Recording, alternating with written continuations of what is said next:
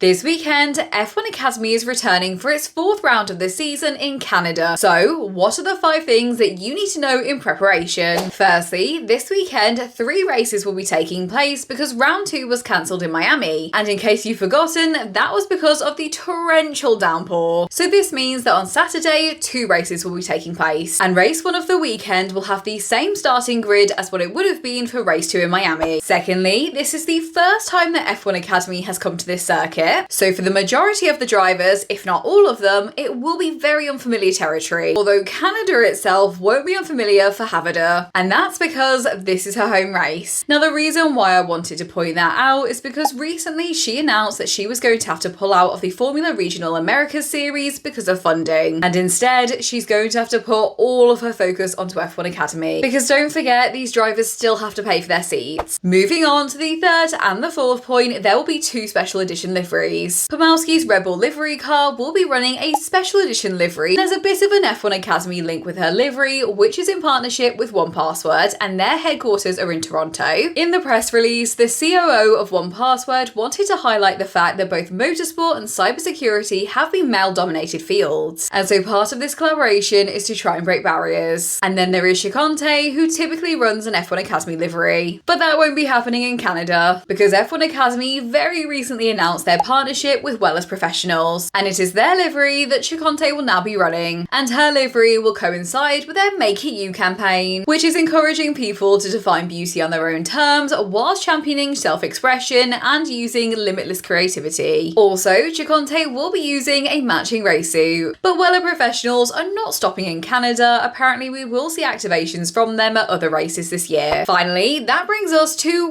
where are we in the championship? In my brain, Miami feels like it was 6 months ago, but we left it with Verg in the lead, although Pan is very close behind. And as of right now, I'd say it's between those 2, Chambers and Pomałski, for the podium positions. And then with the team championship, it's kind of close between Campos Racing, MP Motorsport and Prema Racing, although 2 out of 3 of the drivers for Campos Racing are fighting for podium positions, so I'd say it's pretty likely that they're going to win. However, with F1 Academy, all it takes is one weekend to really change things, so you never know.